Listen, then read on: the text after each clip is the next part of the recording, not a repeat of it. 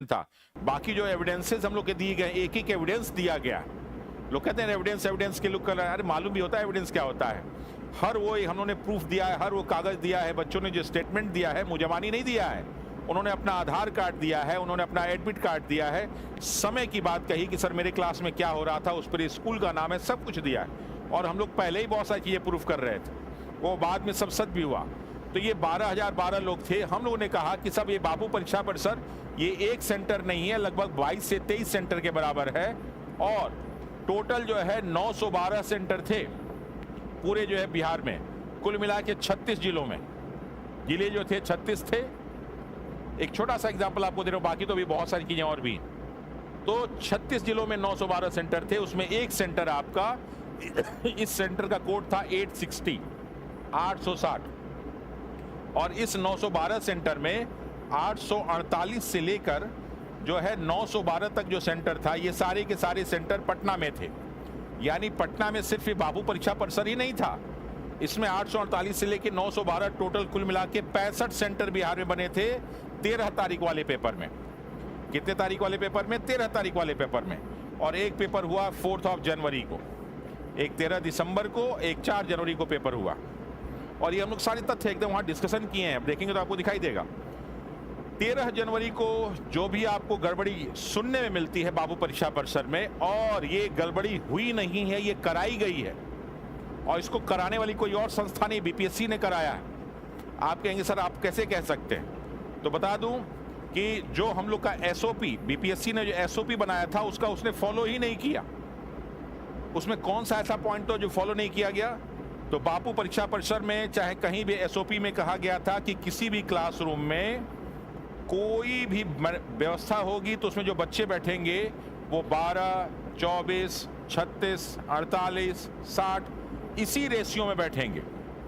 ये कभी भी बैठेंगे तो इवन में ही बैठेंगे, ऑड में नहीं बैठेंगे। क्यों? क्योंकि जो एक बैग में कुल मिला के क्वेश्चन थे वो क्वेश्चन 12 ही थे। यानी और मालूम है कि जब इस प्रकार की परीक्षा हो तो सीरीज में सबको जो है क्वेश्चन बुकलेट और ओएमआर शीट दिया जाता है ताकि कोई गड़बड़ी ना हो।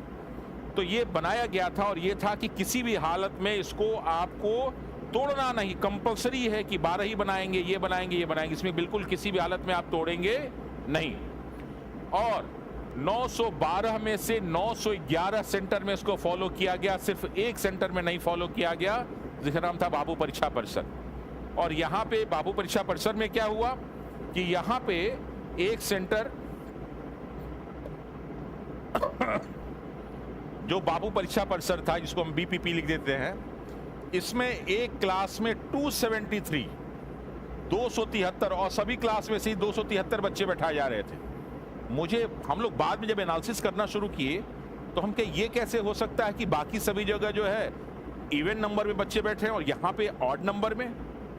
उससे क्या होगा कि एक में जो ये बैगेट पैक खुला तो उसमें कुछ क्वेश्चन बच जाएंगे तो अगले क्लासरूम में जाएंगे। जैसे मान लो कि क्लासरूम में ए, बी, सी, डी, ई, या 1 number, 2 number, 3 number, 4 number, 5 number. अब कहा गया था कि साहब 12 में होना चाहिए, 12 के मल्टीपल में 273 तो कभी नहीं आएगा। अरे थोड़ा सा ज्यादा हो सकता है, कम 273 नहीं आएगा। तो एक क्लासरूम से दूसरे क्लासरूम में, दूसरे से तीसरे, तीसरे से चौथे, चौथे से पांचवें, पांचवें से छठवें क्लासरूम में, ये डीएम साहब बोल रहे हैं, मैं नहीं बोल रहा हूं। डीएम साहब बोल रहे हैं कि वहां समस्या का कारण साहब ये था कि ऐसा ऐसा हुआ जिसके कारण जो है एक क्लास में क्वेश्चन पेपर दूसरे में जा रहा था तो टाइम लग गया। और टाइम कितना लगा? तो टाइम लगभग 30 मिनट से 40 मिनट लगने लगा। सोचिए कि बच्चे 9:30 से लेके 11 बजे तक एंट्री है, बच्चे 11 बजे बैठे हुए हैं और एसओपी में कहा जा रहा है कि हर सारी चीजें 11:45 तक क्लास में पहुंच जानी चाहिए। और जो है क्लास में 12:30 बजे तक बहुत सारी जगह क्वेश्चन ही नहीं पहुंच रहा है। और तो और बहुत सारे ऐसे सेंटर थे जहां क्वेश्चन मिला ही नहीं, इसी में बहुत सारे क्लासरूम में सेंटर क्वेश्चन पेपर मिला ही नहीं। तो ये हुआ जिसके कारण क्या हुआ कि बच्चे जो है नाराज हुए। पता चला कि बगल वाले क्लास में जो है और लड़के बैठे हुए हैं 9 साढ़े 9 बजे से आके, कोई 10 बजे से आके बैठा हुआ है। पता चला कोई किसी क्लास में कोई पेपर दे रहा है, कोई नहीं दे रहा है, ये हो रहा है, वो हो रहा है। और इसके वजह से बच्चों में नाराजगी। अभी तो ये सिर्फ एक एग्जाम्पल है, ऐसे आपको 100 एग्जाम्पल मैं दूंगा कि कैसे इन्होंने जो है नियम कानून का उल्लंघन किया।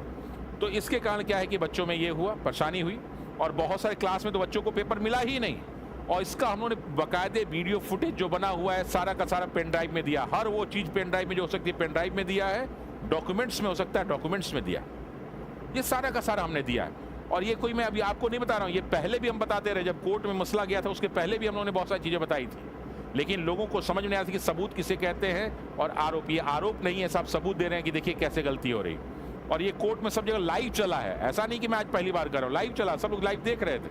लेकिन कुछ लोग को कंफ्यूजन था तो मैं थोड़ा सा क्लियर कर दूं। अब इसके कारण क्या हुआ कि पूरे बाबू परीक्षा परिसर में समस्या आई, फिर थप्पड़ मारा गया, फिर ऐसा हुआ, फिर वैसा हुआ और फाइनली वहां से एक बच्चा पेपर लेके कहां पहुंचा, तो पहुंचा वो बीपीएससी ऑफिस में। और देखिए इस बच्चे के साथ क्या हुआ। अगर ये बच्चा गलत होता जिसका नाम था मनीष, सब लोग इसका नाम जानते हैं, तो ये अपने घर लेके पेपर भागता। ये भाग के पेपर लेके गया कहां, बीपीएससी ऑफिस कि साहब देखिए ऐसा ऐसा हुआ है, और बीपीएससी ने पेपर लेने से मना कर दिया। और इस लड़के पे आरोप लगा कि पेपर लेके गया है, और जिस दिन हम लोग का आंदोलन शुरू हुआ उसी दिन इसको गिरफ्तार करके जेल में भेज दिया गया, सिटी जेल में भेज दिया गया। जज साहब ने पूछा कि साहब इसको आपने जेल भेज दिया पेपर ले जाने के जुर्म में, लेकिन जिन अधिकारियों ने यहाँ समस्या पैदा की उसके खिलाफ केस किया क्या? जवाब आया नहीं साहब। कहा वेरी गुड। बीपीएससी ने कहा कि साहब बाबू परीक्षा परिसर में एग्जाम कराने की जिम्मेदारी जो है बीएसईबी की थी। जज साहब ने कहा वेरी गुड। फिर उन्होंने कहा कि सब वहाँ पे एडमिनिस्ट्रेशन, लोकल एडमिनिस्ट्रेशन को देखना था, वेरी गुड। तो जब यहाँ पे समस्या क्रिएट हुई तो क्या इन लोगों के खिलाफ आपने कोई कार्रवाई की? उधर से जवाब आया नहीं। कहा ओके। फिर पूछा गया कि आखिर यहाँ पे समस्या का कारण क्या था, तो हमारे विरोधी वकील साहब कह रहे थे कि जानबूझ के किया गया, कुछ लोग कॉन्स्पिरेसी के तहत, कुछ स्टूडेंट्स और कुछ टीचर्स ने मिलकर किया। कहा किसने किया? कहा कोचिंग वालों ने। कहा संख्या कितनी रही होगी? कहा 100-150। कहा 100-150 लोगों ने इतनी पूरी व्यवस्था बर्बाद कर दी और आपका एडमिनिस्ट्रेशन देखता रह गया। लोकल मशीनरी क्या कर रही थी? कोई जवाब नहीं। तो क्या उनके खिलाफ आपने कोई कार्रवाई की? कोई जवाब नहीं, कोई जवाब नहीं मिल रहा है। फिर यह हुआ कि अच्छा ये उपद्रवी लोग थे कौन? तो आरोप लगा कि साहब ये कोचिंग वाले थे। कहा वेरी गुड, कोचिंग वाले लोग थे। तो प्रश्न पूछा गया कि हमने तो सुना है कि आपने एग्जाम शुरू होने से पहले इन कोचिंग वालों से 2-2 बार मीटिंग भी की थी, तो इन पे आप आरोप भी लगा रहे हैं, इनके साथ 2-2 बार मीटिंग भी कर रहे हैं। और अभिजीत सर ने तो 4-4 मीटिंग के प्रमाण दे दिए। तो कहीं ना कहीं तो ये बोला गया कि ये रिश्ता क्या कहलाता है। अब तो एक इशू तो आपने देख लिया कितना बड़ा इशू है, इसके साथ साथ और आपको मैं इशू दिखा दे रहा हूं ताकि आप लोग थोड़ा सा क्लियर हो जाए, क्योंकि बहुत सारे लोग जिनको जानकारी नहीं थी वो बकबक बोल के आपको कंफ्यूज करने की कोशिश कर रहे हैं कि साहब ऐसा नहीं होगा, एक्स्ट्रा पेपर आएगा, एक्स्ट्रा रिजल्ट आएगा, जो आ ही नहीं सकता। तो अब एक पेपर 13 अभी ऐसे तो बहुत सारे एग्जाम्पल है जेम्पर वाले, लेकिन मैं अभी सिर्फ छोटे छोटे एग्जाम्पल्स आपको दे रहा हूं ताकि आपकी कंफ्यूजन थोड़ा सा दूर हो जाए। 13 दिसंबर को पेपर हुआ, 4 जनवरी को ये सब डिस्कशन हो रहा था। 13 दिसंबर को पेपर हुआ, कैंसिल हो गया, फिर यही 4 को गया। तो लगभग मालूम चला कि इस वाले डेट की अपेक्षा इसमें बच्चों की संख्या ज्यादा थी। बच्चों की संख्या हम लोग सब सुने हैं, सब वो ज्यादा थी। कहा ये कैसे हो गया? तो मालूम चला जो लोग एब्सेंट थे उनको भी जारी कर दिया गया एडमिट कार्ड। तो अगर 13 तारीख के एब्सेंट लोगों को एडमिट कार्ड जारी किया गया और 4 में मौजूद थे, तो बाकी जो बिहार के 9 से 11 सेंटर थे उनको क्यों नहीं मौका दिया गया? वो भी तो एब्सेंट थे, उनको भी दिया जाना चाहिए। इस पे भी कोई जवाब नहीं, कोई जवाब नहीं इसमें मिला है, सेंटर वाले मुद्दे पे भी। अच्छा, फिर ये जो एक सेंटर आप शुरू से कह रहे थे कि साहब 911 पे हमने बड़ा अच्छा किया और एक सेंटर में गड़बड़ी हुई और इसी की समस्या है, तो अगर ऐसी समस्या थी तो फिर आपने इसको बाद में बांट के 22 क्यों कर दिया? जब एक ही सेमेंटर की समस्या थी तो आपने परीक्षा में उसको बांट के 22 कैसे कर दिया? यानी एक सेमेंटर की समस्या थी, ये 22 सेंटर की समस्या थी। और जब इसको बनाया तो ये 273 वाला सिस्टम यहां हटा के फिर यहां पे इवेंट नंबर वाला काम करना शुरू किया। तो एक तो एक्स्ट्रा बच्चों का इन्होंने जो है एडमिट कार्ड जारी किया, दूसरा जिनको बाद में 13 लोगों को डिबार किया है वो भी बिना आधार के। पूछा कि कोई पेपर ले जाएगा, कोई मीडियम बोल दे तो उसको डिबार कर देंगे आप, और डिबार किया गया। तो जिनको डिबार किया था गया था वो 13 तारीख को गलती किए थे, और 13 से 4 तक इनको ये नहीं समझ आया कि किसको डिबार करना है किसको डिबार नहीं करना है। तो इन 13-14 लोगों को मौका भी दिया गया और इस 4 जनवरी को इनको भी एडमिट कार्ड जारी किया गया। यानी गलत लोग, इनकी निगाह में जो गलत लोग थे ये हो गया। तो ये पूछा गया तो कहा कि सर वहाँ पे हमारे चेयरमैन साहब बहुत उपद्रवी बच्चे थे सर, बहुत नालायक बच्चे थे जो बाबू परीक्षा परिसर में जो है पेपर दे रहे थे और उन्होंने ये सब जानबूझ के किया। कहा ओके, और आप लोग कुछ नहीं कर पाए? कहा किए सर, उनको डिबार कर दिए। कहा और अच्छा अधिकारियों को, कहा उनको क्या करे, वो तो सब ईमानदार लोग थे वहाँ पे, बीएससी वो सब भी हुई में ईमानदार थे। अब एक रिपोर्ट आई कि साहब वहाँ पे एक इन्विजिलेटर थे जिनका नाम था राम इकबाल सिंह, और इनकी डेथ हो गई। और ये भी हम लोग से पहले मिलते रहे। डेथ बगल में जहां पे बाबू परीक्षा परिसर है उसी से सटा हुआ हॉस्पिटल है। ये बाबू परीक्षा परिसर और बाउंड्री सेम, और इस हॉस्पिटल ने रिपोर्ट दिया, उन्होंने वो भी लगा दिया है जिस रिपोर्ट में कहा गया था कि 11 बजे राम इकबाल सिंह मृत अवस्था में यहाँ लाए गए, और यहां से रिपोर्ट आ रही है कि साहब 12:30 बजे उनकी मृत्यु हुई है। ये कैसे हो सकता है कि एक व्यक्ति 2 बार कैसे मर सकता है? एक व्यक्ति तो एक ही बार मरेगा। इसका क्या जवाब है? कोई जवाब नहीं। चलिए कोई बात नहीं। तो अब ये सारे के सारे लायक लोग इस बाबू परीक्षा परिसर में बैठ के पेपर दे रहे थे। तो फाइनली जब रिजल्ट आया तो अब ये 22 सेंटर का टोटल जो रिजल्ट था वो 19.6% था। ये सब हम लोगों ने कैलकुलेट कर लिया और ये 100% सही कैलकुलेशन है। तो ये 19.6% रिजल्ट आया कब? 4 तारीख को। तो हम लोगों ने क्या किया कि पटना में मालूम था कि टोटल 65 सेंटर थे, उसमें से एक सेंटर ये निकल गया, तो टोटल 64 सेंटर ये थे। तो हम लोगों ने 64 सेंटर का भी निकाल दिया और ये लगभग 6% के एवरेज से पूरे के पूरे पटना के अदर सेंटर पे जो है बच्चों का सिलेक्शन हुआ था। और ये बीपीएससी नहीं खोज पाई, लेकिन हम लोगों ने सब कुछ करके, क्योंकि सारा का सारा एसओपी में दिया था, रोल नंबर से लेके और जो भी क्लास सब कुछ था हम लोगों ने पता कर लिया था। तो जज साहब के सामने बात रखी गई तो एक प्रश्न वहाँ उठा कि साहब जैसे पटना में रिजल्ट ज़्यादा है, तो उन्होंने कहा कि पटना क्या दिल्ली में भी तो इसी तरह होता है, रिजल्ट ज़्यादा आता है? तो हमने उसमें प्रश्न उठाया हम लोगों ने कि साहब जो दिल्ली की बात तुलना की जा रही है, दिल्ली की तुलना कभी भी पटना से नहीं की जा सकती और यूपीएससी की तुलना कभी भी बीपीएससी से नहीं की जा सकती, क्योंकि यूपीएससी में प्रश्न जिस तरह से बनते हैं उसका स्टैंडर्ड है, बीपीएससी का तो भगवान ही मालिक। तो इसमें एक प्रश्न उठाया गया कि कैसे जैसे दिल्ली में एक्स्ट्रा होता है यहाँ भी हो जाए? कहा नहीं सर, दिल्ली में सबको कहा जाता है कि आप अपना सेंटर चूज कीजिए। तो अधिकांश जो अच्छे बच्चे हैं दिल्ली में तैयारी करते हैं, दिल्ली चूज कर लेते हैं, लेकिन पटना में सेंटर चूज करने का कोई ऑप्शन नहीं है। वो बीपीएससी डिसाइड करती है, रैंडमाइजेशन होता है, रैंडम ढंग से कोई भी आ सकता है, यानी यहाँ कोई भी आ सकता है, आप चूज नहीं कर सकते। तो यानी बीपीएससी ने छाटा कि सारे बिहार के योग्य लोगों को इसी में डाल दिया जाए, और पता नहीं कहां से छाट के लाएंगे, बाबू परीक्षा परिसर में योग्य लोगों को उन्होंने डाल दिया। डालने के बाद जब रिजल्ट आया तो उनका जो है 19.6% और बाकी लोग का 6%। तो हम लोगों ने मुद्दा उठाया कि साहब ये 19.6% हो गया सारी योग्य, और ये 22 सेंटर का था, तो 22 सेंटर में हो सकता है एवरेज 19.6, तो कुछ ऐसे होंगे जो हो सकता है कि 12% 13% हो, तो कुछ ऐसा हो सकता है कि 25 से 30% भी रहे होंगे, क्योंकि इनका एवरेज जो है 19.6% है। यानी एक क्लास में 25 से 30%, यानी हर 10 में से 3 सेलेक्ट हो जा रहा है। इतने सारे योग्य थे और ये सारे बाबू परीक्षा परिसर, और इतने सारे योग्यों को इकट्ठा किया हमारे जो है किसने? बीपीएससी ने रैंडमाइजेशन आधार पे उनका कंप्यूटर इकट्ठा कर रहा है। लेकिन इन्हीं बच्चों को 13 तारीख को बोला गया कि ये सब उपद्रवी है, सब नॉन सीरियस, ये बोला गया। तो हर 10 में से 3 सेलेक्ट हो रहा है, बाकी 7 नॉन सीरियस हैं, 7 सीरियस लोग होंगे। तो हम लोगों ने ये मुद्दा उठाया कि साहब ये मुद्दा है। फिर अगला हम लोग का मुद्दा इसी में ये उठ गया कि साहब इससे भी समस्या का समाधान अभी नहीं हो रहा है। समस्या का समाधान ये हो रहा है कि 13 तारीख को और 4 तारीख को इसमें लगभग 3,15,000 करीब बच्चे हैं और यहाँ लगभग 12,000 बच्चे हैं।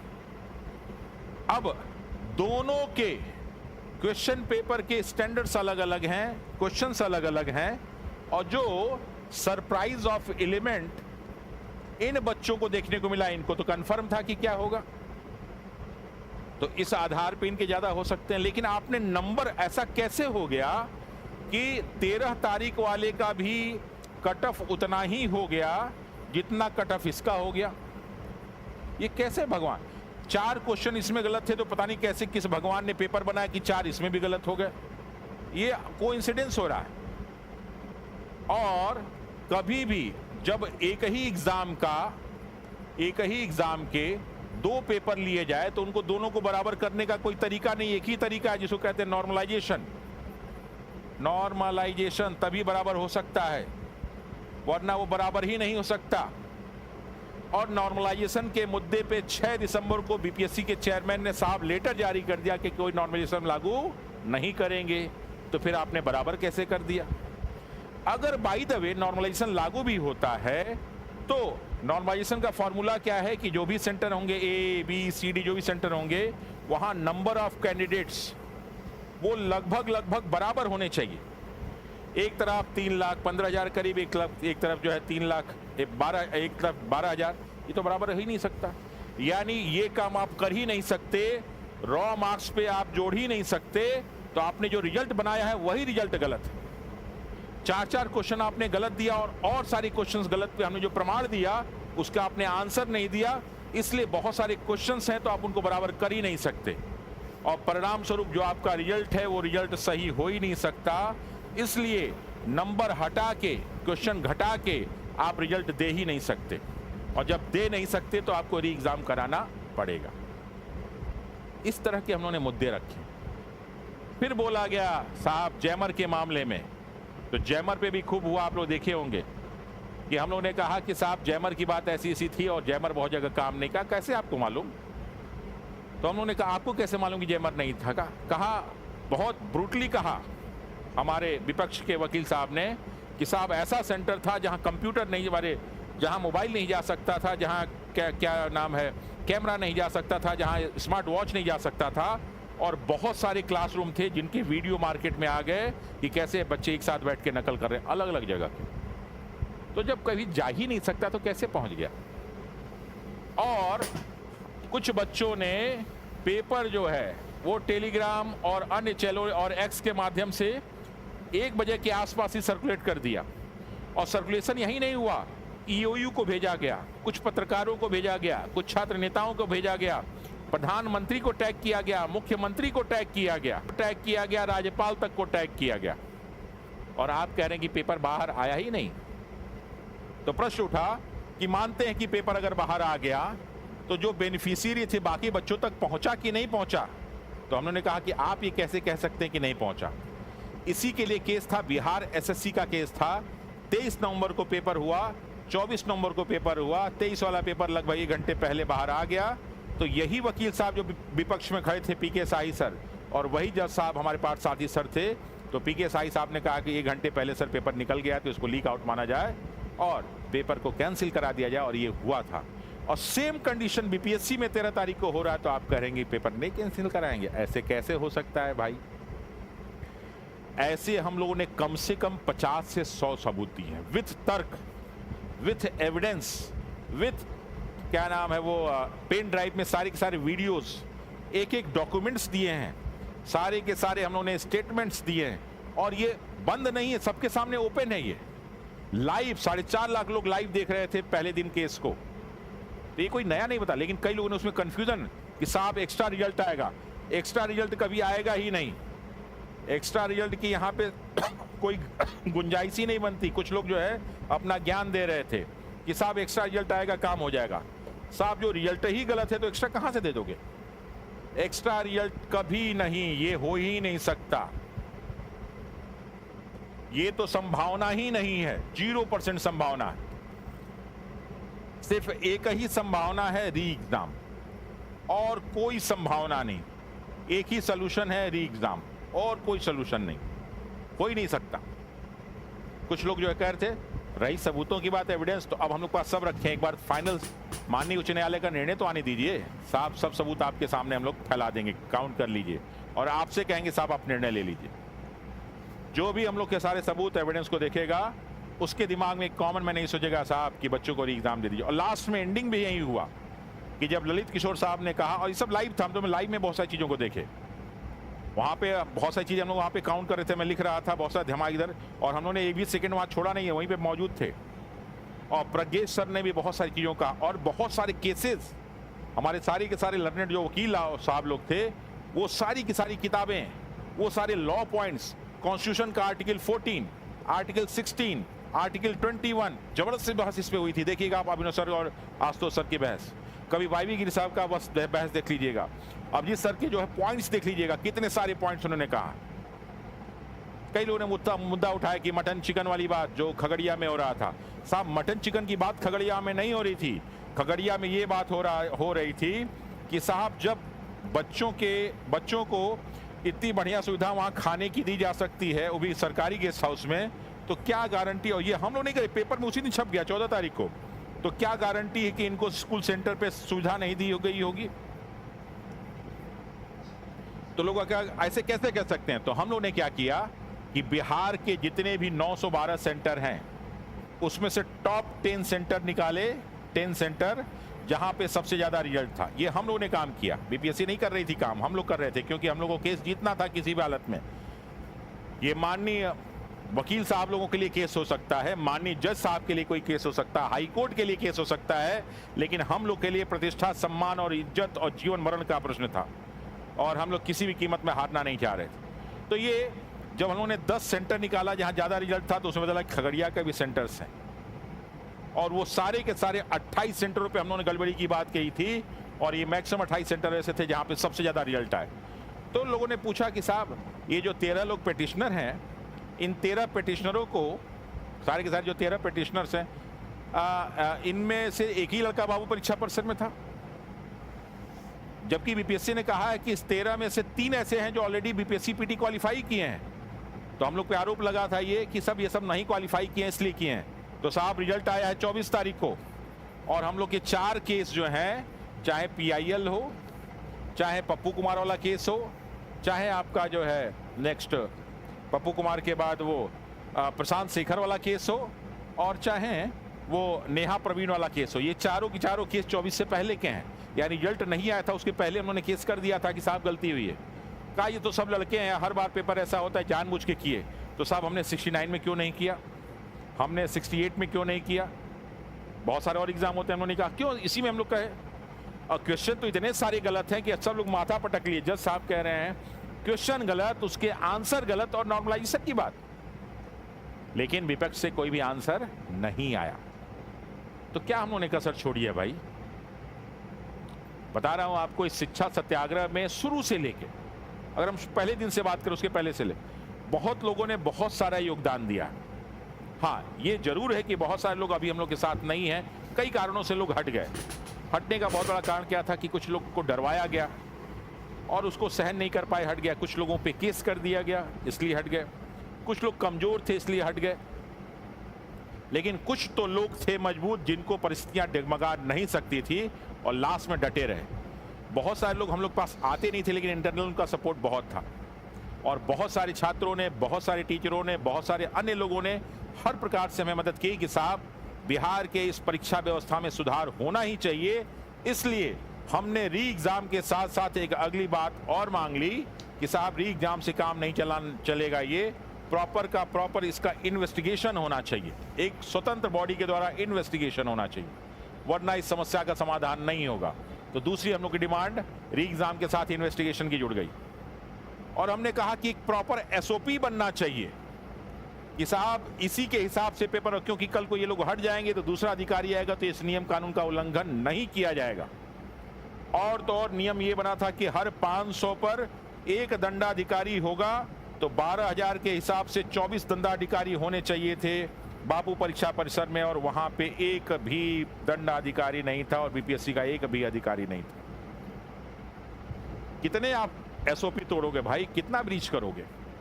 और ये सब सिर्फ कोर्ट में नहीं हुआ था, हम लोग कोर्ट के पहले ये बात कह रहे थे, इसके सारे प्रमाण हम लोगों ने कोर्ट में प्रस्तुत किए। और माननीय जो है एक्टिंग चीफ जस्टिस साहब, और उन्होंने बहुत अच्छे ढंग से हम लोग के केस के सुना, और हम लोग को विश्वास है कि बहुत ही, क्योंकि ये पूरा का पूरा सब जुडिस है, एक मामला कोर्ट में है, तो डिसीजन तो उन पर डिपेंड करता है। लेकिन तथ्यों तो हम, क्वेश्चन में कॉपी में आंसर तो हम लिखेंगे ना, हमने बढ़िया से आंसर लिख दिया विथ तथ्य, प्रूफ, एविडेंस, केस, इससे रिलेटेड जितने केस थे वो भी डिस्कस कर दिया।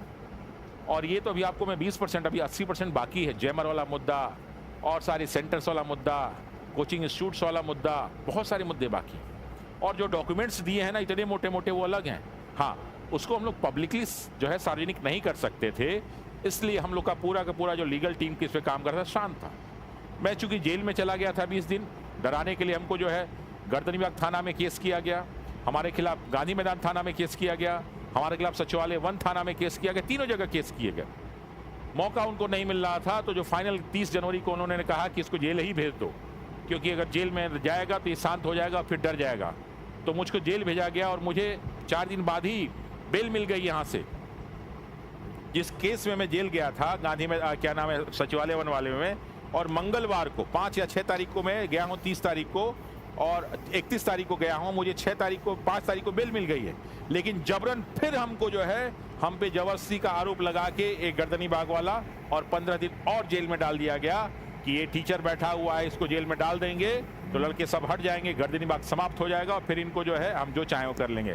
साहब, ये बिहार के टीचर और बिहार के स्टूडेंट हैं, आप इनको ऐसे नहीं डरा सकते।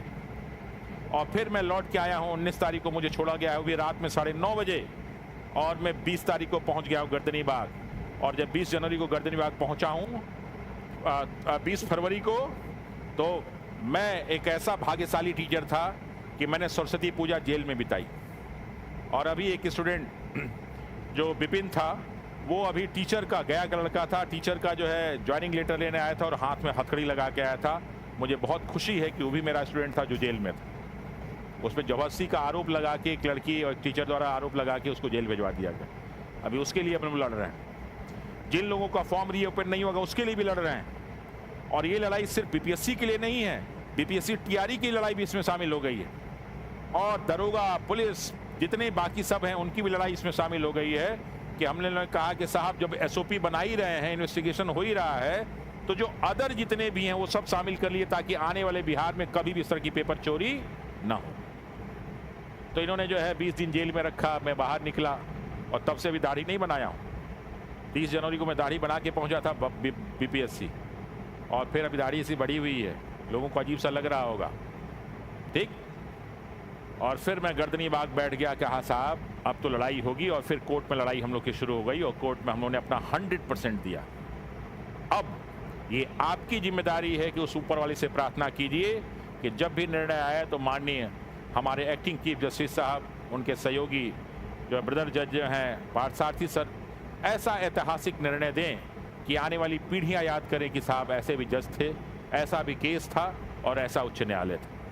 नो डाउट बहुत सारे लोग हमको प्रश्न चिन्ह उठाएंगे, उठते हैं। जब भी आप बड़ा काम करेंगे तो आपके प्रश्न चिन्ह उठेंगे, लेकिन जब हमारी विजय हो जाएगी तो निश्चित रूप से बहुत सारे प्रश्न चिन्ह हट जाएंगे। लेकिन फिर भी हम अभी पीछे नहीं हैं।